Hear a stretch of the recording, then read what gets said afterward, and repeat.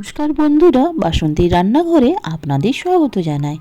আজ আমি আপনাদের সঙ্গে শেয়ার করব একটা instant breakfast recipe, egg Maggi মশালা।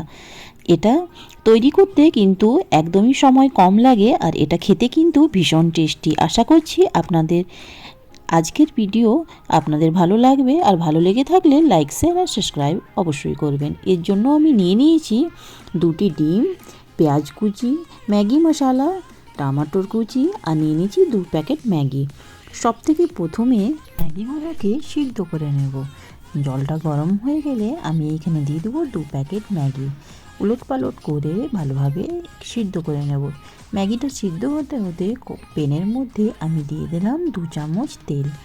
এর মধ্যে আমি দিয়ে দিলাম লঙ্কা কুচি, রসুন কুচি আর দিয়ে দেবো আমি এখানে পেঁয়াজ কুচি।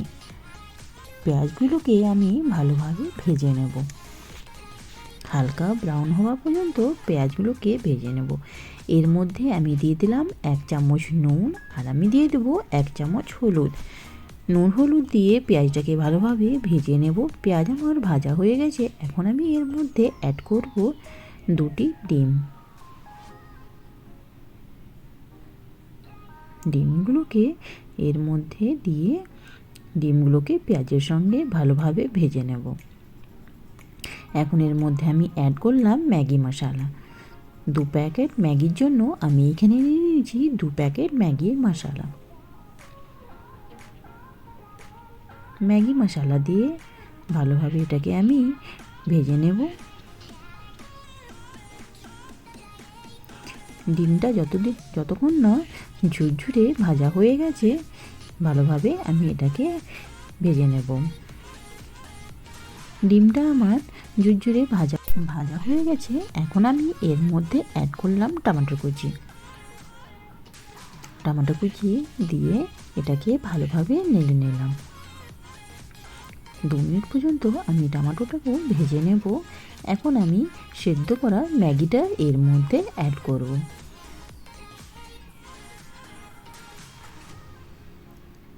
ম্যাগিটাকে এখন আমি ভালোভাবে নাড়াচাড়া করে খুলে ম্যাগিগুলোকে ভালোভাবে ভেজে নেব, যাতে ভিতরের পেঁয়াজ কুচি, টমেটো কুচি, ডিম কুচি সব ভালোভাবে এর মধ্যে ভাজা হয়ে যায়।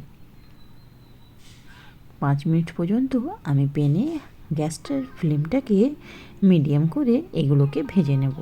এখন এর মধ্যে আমি অ্যাড করলাম ধনেপাতা কুচি।